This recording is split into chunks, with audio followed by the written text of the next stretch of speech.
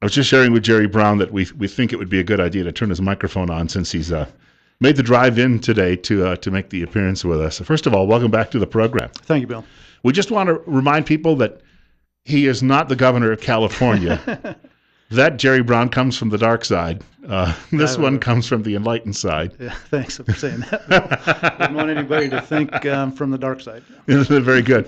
822, Bill Colley, too, with you on Top Story on News Radio 1310, KLIX, and newsradio1310.com. You've been with us on a couple of occasions before because we've talked about the memorial, the monument that you've been building. Yes. And not only in memory of your son, Dan, but as well as in some of the other folks who gave that last full measure of devotion from Idaho.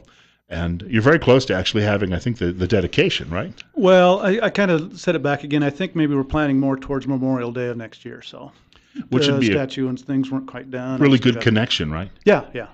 And yet you still have fundraisers and the like that are going on, including one this weekend.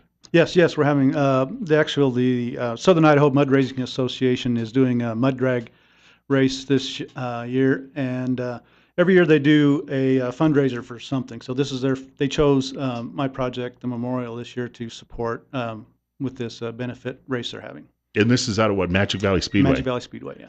And what time do you get underway? It starts at 11 o'clock on the 19th of September, which will be next Saturday. Next Saturday. So we'll just gives people a bit of a long lag in here to make plans for that day so they can go out there. Yeah. You know, we've talked about the memorial that you're building before, but I don't think we've ever really pinpointed exactly. If people wanted to take a look at what's going on, the area where it's going to go up, where exactly would they find it? Forsyth Park in Jerome, which is roughly a mile north of the high school. And it's owned by the rec district, actually. And they were very gracious to allow me to put the memorial there. And it'll be on kind of the south side of the park where right now there's kind of a little bit of an entrance there. And it says Gale Forsyth Park there now. And that's about basically where the memorial will be. We have a lot of people we're going to be memorializing because Idaho, you know, if you read the numbers of how many people as a percentage have served from Idaho, it's among the top states.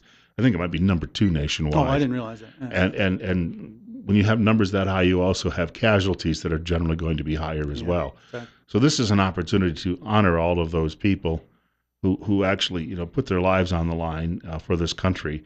And there's a great many of them. I'm sure that a lot of people out there just they're not totally aware of it. Yeah, there were 67 soldiers, and 2 of them actually were killed in the Pentagon, starting at 9/11, which is obviously today's day. And then there's excuse me, kind of lost my thought there. In Afghanistan and Iraq, so that's a fairly good number from Idaho. So yeah, population that's not much over 1.5 million. Yeah, that's a great many people. And you know, your reaction to this has been just tremendous because you've gotten some national coverage, yes, and you've got local coverage as well. But we really should note it's not easy to put up something like this. You know, you mentioned the statue. There's a lot of work. You have to bring in people who actually are craftsmen and the artists and the like, and so you got to pay them. Yeah, Fundraisers, unfortunately, yeah, right. Fundraisers are really key. But if someone can't make the event, the mud racing next Saturday, which again is a week from Saturday, if they can't make that on the 19th, is there a way they could help out? Yeah, there is. There is a fund at the First Security Bank, Sergeant Dan Brown, Idaho Fallen Soldier Memorial Fund, that they can leave donations there. And I have a Facebook page, Sergeant Dan Brown, Idaho Fallen Soldier Memorial. They can go to, and there's a donation thing there. I'm kind of getting started there. We will also be selling some memorial bricks that you can have engraved with whatever that will be in the memorial itself. So I'll have some links to that on my Facebook page too, also. So this time of year, we get to September 11th, and I've got the ceremony on the monitor going on here where they're reading out the names. Everything that we're talking about stems from that particular day. Yeah. And it's one of those days, and I know people, I've talked to them before, we can't really shake that. Everyone has a memory of exactly where they happened to be when it happened. And I'm sure that's the same for you too. Oh, definitely, yeah. And I was just at home getting ready to go. I was going to school actually at the time, and I was getting ready to go to school and watching the news, and that's when I first started they showed the first plane hitting the tower. So And then you have brave men like your son who probably saw that and said, we've got to answer this call. that was one of the main reasons Dan went into the military, was for 9/11. Yes, It just had such an impact on his generation. it did. And I think for a lot of the younger kids, my daughter was 7 at the time, and I can remember talking. I called her from work, and I talked on the telephone that night with her about it.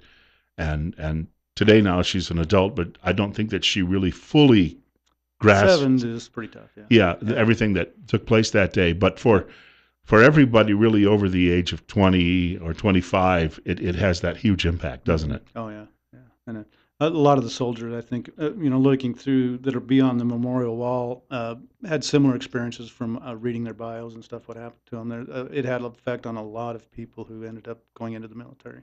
You probably got a lot of those people who served who are willing to pitch in and really help promote the building of this. Oh yeah, yeah. There is the military side is very, very supportive of things like this. Yes. I was going to say that the VFW and the Legion, in particular, probably, and some of the AMVET's other organizations, would get behind something like this almost instantaneously. Yeah.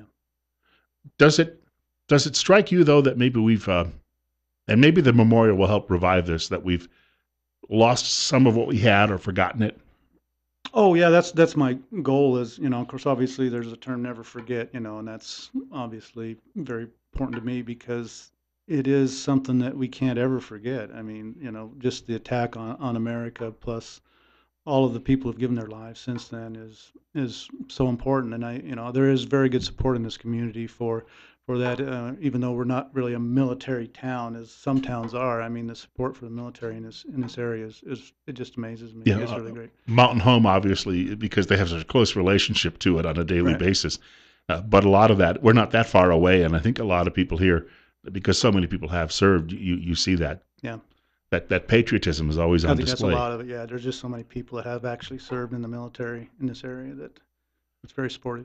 I'd like to thank you for coming by. Quickly, is there a way, if people want to learn more details, would they just go to the Speedway's website and read that? There should be on the Magic or Southern Idaho Mud Racers Association. I think if you do a search for that, you'll find some information. And I think it's on the Speedway website too, as well, as I'm far sure as it should, schedule yes. and details. Yeah. So yeah, Should be a lot of fun too. yeah. I hope everybody can come out if they can, and I will be there. So hopefully, if you want to sit down and talk or whatever, I'd appreciate any time. All right, Jerry Brown joining us this morning, and it's for a great cause, and for the memories of some great Americans, including his son Dan, as I say, who gave that last full measure of devotion in this war that seems to go on. We're entering the second decade of it now, or well into the second decade. Coming up in just a few minutes, Jack Johnson is going to join us. Now, he's with the Jerome County Sheriff's Department, but he's talking with us about Special Olympics. That's on the way in just a few minutes on News Radio 1310 KLIX and newsradio1310.com. It's 52 at 8:30.